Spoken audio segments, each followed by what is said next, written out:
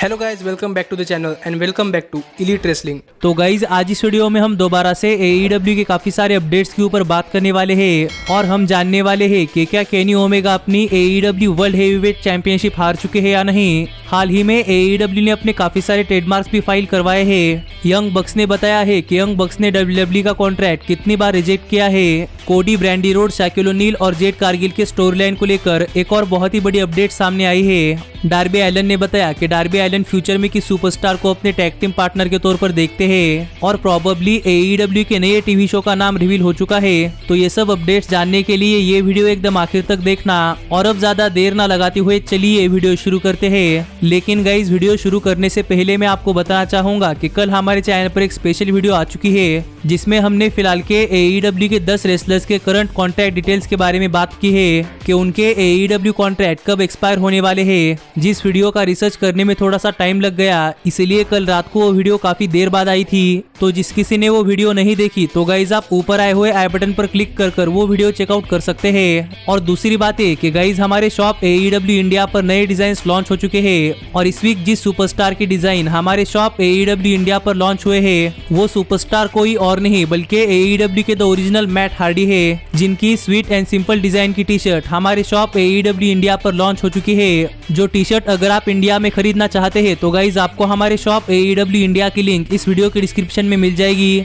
और extra information के लिए आप हमारी ये वीडियो चेकआउट कर सकते हैं। लेकिन गाइज अब हम आगे बढ़ते हैं और बात करते हैं हमारे अपडेट्स की और शुरुआत करते हैं AEW के CEOs Cody Rhodes, Brandi Rhodes, Jade Cargill और शकील ओनील के स्टोरी लाइन से। तो गाइज अगर आपने फुल गियर पेपरव्यू के बाद का डायनामाइट शो देखा होगा तो आपको पता होगा कि फुल गियर पेपरव्यू के बाद के डायनामाइट शो पर कोडी अपना एक प्रोमो कट कर रहे थे जहां पर कोडी को जेड कारगिल ने इंटरप्ट किया था और वहां पर जेड कारगिल ने टीज किया था कि possibly Shaquille O'Neal AEW company में आ सकते हैं। पर उसके बाद हमें जेड कारगिल और ब्रैंडी रोड्स के बीच में थोड़े से वर्ड्स एक्सचेंज भी देखने को मिले थे, जिसके बाद जेड कारगिल ने AEW के बैकस्टेज में ब्रैंडी रोड्स के ऊपर अटैक कर दिया और जेड कारगिल की इस अटैक को जस्टिफाई करने के लिए शकील ओनील भी AEW कंपनी पर आए थे। जिसके बाद ऐसा लग रहा था कि हमें possibly Shaquille O'Neal, Cody Rhodes, Brandi Rhodes और जेड कारगिल के बीच में एक स्टोरी लाइन देखने को मिल सकती है। और यहाँ पर हाल ही में AEW के बैकस्टेज से ये रिपोर्ट सामने आ रही है कि गाइज AEW आगे चलकर फ्यूचर में जेड कारगिल और ब्रैंडी रोड्स का एक मैच करवाना चाहती थी, जिस राइवलरी के दौरान ब्रैंडी रोड्स के साथ कोडी रोड्स रहने वाले थे और जेड कारगिल के साथ शकील ओनील रहने वाले थे।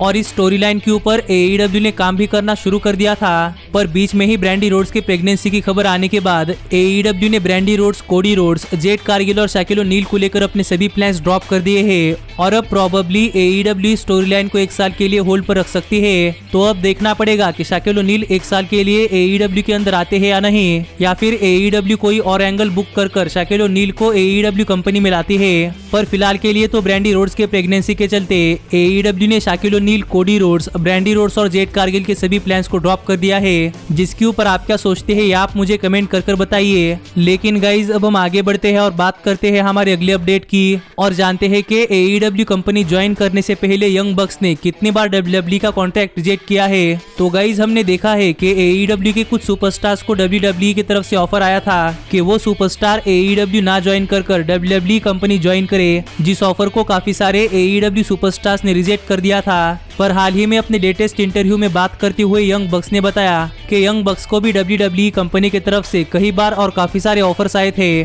पर यहाँ पर यंग बक्स ने बताया कि यंग बक्स को WWE की तरफ से AEW कंपनी शुरू होने के पहले से ही ऑफर आ रहे थे, पर तब तक यंग बक्स इंडी रेसलिंग को एक्सप्लोर करते हुए अपने आप का इंडिपेंडेंट रेसलिंग में नाम बनाना चाहते थे और WWE ने ऑफर किए गए कई कॉन्ट्रैक्ट यंग बक्स को भी पसंद नहीं आए। इसीलिए यंग बक्स ने AEW कंपनी का कॉन्सेप्ट आने से पहले ही कई बार WWE का कॉन्ट्रैक्ट रिजेक्ट किया था, जो बात यंग बक्स ने अपने इस इंटरव्यू में बताई। और यहीं पर यंग बक्स ने बताया कि यंग बक्स ने प्रोबेबली WWE का कॉन्ट्रैक्ट 4-5 बार रिजेक्ट किया है, जो देखा जाए तो तब के इंडिपेंडेंट रेसलर्स यानी कि यंग बक्स के लिए काफी बड़ी बात थी। और मुझे लगता है कि मुझे ये स्टोरी AEW के स्टोरीज सीरीज में कवर करनी चाहिए थी, पर अब मैं आगे से ध्यान रखूंगा कि ऐसी कोई स्टोरी आए तो फिर मैं आपको ऐसी स्टोरी AEW के स्टोरीज सीरीज में ही बताऊं। लेकिन गाइज अब हम आगे बढ़ते हैं और बात करते हैं हमारे अगले अपडेट की और जानते हैं कि डार्बी एलन फ्यूचर में किस रेसलर को अपने टैग टीम पार्टनर के तौर पर देखना चाहते हैं। तो गाइज हाल ही में डार्बी एलन का एक इंटरव्यू हुआ था, जिस इंटरव्यू में डार्बी एलन के काफी सारे अकम्पलिशमेंट के ऊपर बातें हुई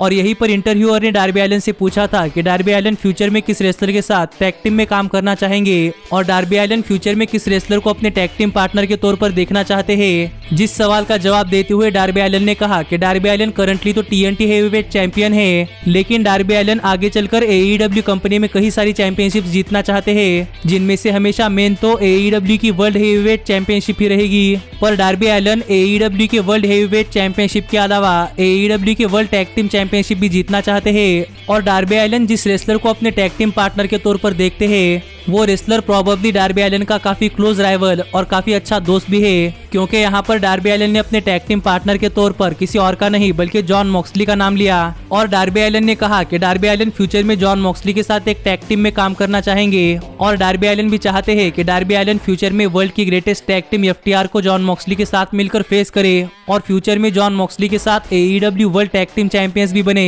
जिसके ऊपर आप क्या सोचते हैं ये आप मुझे कमेंट कर बताइए कि क्या फ्यूचर में AEW में जॉन मॉक्सली और डार्बी एलन की टैग टीम बढ़िया काम कर सकती है या नहीं। लेकिन गाइज अब हम आगे बढ़ते हैं और बात करते हैं AEW के ट्रेडमार्क्स की। तो गाइज हाल ही में आई हुई AEW की रिपोर्ट्स हमें बताती है कि हाल ही में AEW ने USA ट्रेडमार्क ऑफिस में 2-3 ट्रेडमार्क्स के लिए अप्लाई किया था, जिनमें से कुछ थे स्टेडियम स्टैम्पीड और AEW डार्क। जो देखा जाए तो दोनों ही AEW कंपनी की चीजें हैं, क्योंकि हमने इस साल के AEW के डबल और नथिंग पेपर-व्यू में स्टेडियम स्टैम्पीड नाम का एक बहुत ही बढ़िया मैच देखा था, जो मैच AEW हर साल अपने शो पर करना चाहती थी। इसीलिए AEW ने इस नाम का ट्रेडमार्क फिल करने के लिए USA ट्रेडमार्क ऑफिस में अप्लाई किया था, पर WWE के एक ट्रेडमार्क के चलते AEW का ट्रेडमार्क रिजेक्ट हो चुका है और WCW का जो स्प्रिंग स्टैम्पीड शो था उस शो के नाम का ट्रेडमार्क WWE ने WCW को खरीदने के बाद WWE का हो चुका है। इसलिए यहाँ पर स्प्रिंग स्टैम्पीड और स्टेडियम स्टैम्पीड नाम के ट्रेडमार्क को लेकर बहुत बड़ा कंफ्यूजन हुआ और इन दोनों ही नामों में स्टैम्पीड वर्ड आता है, इसीलिए AEW को स्टेडियम स्टैम्पीड नाम का ट्रेडमार्क नहीं मिला, क्योंकि स्प्रिंग स्टैम्पीड नाम का ट्रेडमार्क पहले ही WWE ने फाइल करवाया है और इस ट्रेडमार्क में दूसरा कोई यूनिक नाम भी नहीं है, जैसे कि स्प्रिंग स्टैम्पीड में स्प्रिंग है जो कि एक ही होता है। पर वही अगर हम बात करें स्टेडियम की तो गाइस स्टेडियम बहुत सारे हो सकते हैं, इसलिए यहाँ पर इस ट्रेडमार्क में यूनिक एक ही वर्ड था जो स्टैम्पीड वर्ड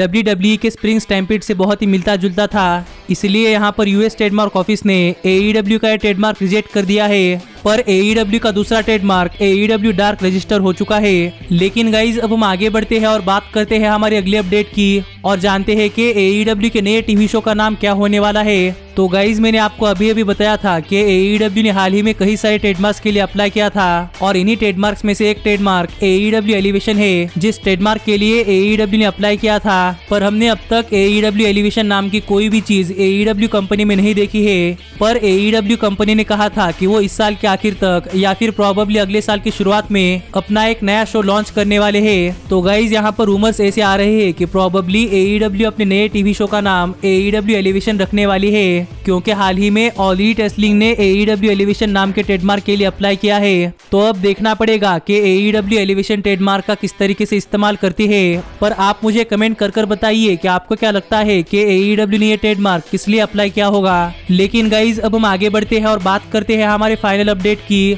और जानते हैं कि क्या केनी ओमेगा हार चुके हैं अपनी AEW वर्ल्ड हेवीवेट चैंपियनशिप। तो गाइज मैंने आपको पहले ही बता दिया था कि इस वीक का AEW का डायनामाइट शो एक लाइव डायनामाइट शो ना होकर बल्कि एक टेप्ड डायनामाइट शो होने वाला है। और हाल ही में AEW के पुराने दुश्मन रेडिट यूजर स्पेस फोर्स 1 ने एक स्टोरी रिवील की है कि गाइज इस वीक के AEW के डायनामाइट शो पर केनी ओमेगा अपनी वर्ल्ड हेवीवेट चैंपियनशिप हारने वाले हैं। जो स्टोरी आप पहले पूरी सुन लेना, क्योंकि गाइज यहाँ पर स्पेस फोर्स 1 ने बताया कि इस वीक का AEW का डायनामाइट शो खत्म होने के बाद यंग बक्स और केनी ओमेगा रिंग के अंदर रहने वाले हैं और यंग बक्स और केनी ओमेगा मिलकर ब्रॉडी ली के बेटे ब्रॉडी ली जूनियर को एलीट ज्वाइन करने के लिए कहने वाले हैं। जिसके बाद यहाँ पर डार्क ऑर्डर आकर पूरे के पूरे द एलीट के ऊपर अटैक कर देगी और डार्क ऑर्डर की मदद के सहारे ब्रॉडी ली जूनियर ने केनी ओमेगा के ऊपर एक सबमिशन मूव लगाया और केनी ओमेगा ने टैप आउट कर दिया। जिसके बाद जस्टिन रॉबर्ट्स ने ब्रॉडी ली जूनियर को नए AEW वर्ल्ड हेवीवेट चैंपियन बता दिया। जिस तरीके से इस वीक के AEW के डायनामाइट शो पर केनी ओमेगा अपनी वर्ल्ड हेवीवेट चैंपियनशिप हार चुके हैं और ये कोई सीरियस नहीं बल्कि बल्कि एक फन की बात है जो फन द एलीट AEW का डायनामाइट शो ऑफ जाने के बाद कर रही थी, और ये कोई ऑफिशियल टाइटल चेंज नहीं है, जिससे केनी ओमेगा स्टिल है हमारे AEW के वर्ल्ड हेवीवेट चैंपियन। और प्रोबेबली ये सेगमेंट AEW ने अपने यूट्यूब के लिए शूट किया होगा, पर मुझे लगा कि ये सेगमेंट आपके साथ शेयर कर कर आपके थोड़े से मजे लिए जाए, जिसके ऊपर आप क्या सोचते हैं या आप मुझे कमेंट कर कर बताइए। लेकिन गाइस अब मिलता हूँ आपसे अगली वीडियो में, पर तब तक stay healthy, stay happy and keep watching elite wrestling. Hey, did you like that video? Click the screen for more. And where do you think you're going? Check out our official merchandise page and to support the entire cast. And thanks so much for being the elite. The elite, the elite. What, Nick, you're not going to sing it all with me this time?